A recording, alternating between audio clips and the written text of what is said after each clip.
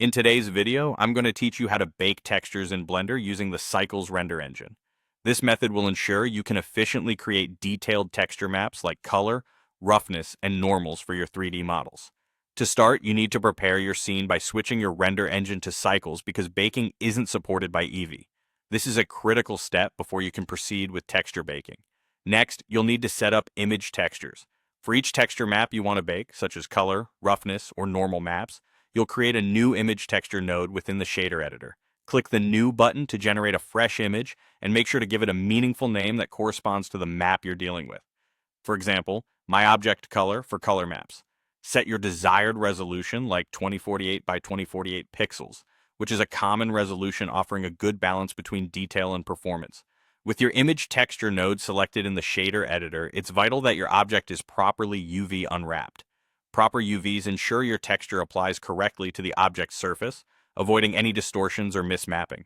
Now, it's important to address the metallic maps if needed. When you're baking a metallic map, make sure that the metallic value is set to 0 in your node tree before you start baking. After the baking process is complete, you'll want to turn this metallic value back up to the appropriate level for your material. Let's move on to baking each texture map. Starting with the color map, you should first select the color image texture node. Head over to the Render Properties panel and locate the Bake section. To bake only the color without any light contribution, change the bake type to Diffuse and ensure both direct and indirect contributions are turned off. With your object highlighted and the correct image texture node selected, click on Bake to start the process. For baking roughness, the steps are quite similar.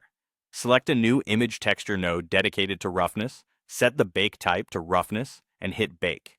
Finally, to bake a normal map, select a new image texture node meant for normals, set the bake type to normal, and click Bake. These straightforward steps will guide you in obtaining each specialized map one by one. After you have successfully baked each image, it's time to save these textures. Open the image editor by splitting your Blender window and changing the editor type to an image editor. Select your freshly baked image from the drop-down menu. Navigate to the Image menu, choose Save As, Das Sol, and save your texture map to your computer. Opt for a PNG format or another format that suits your project needs. And that's it. Now you have your baked textures ready for use in other projects or for seamless integration into complex models.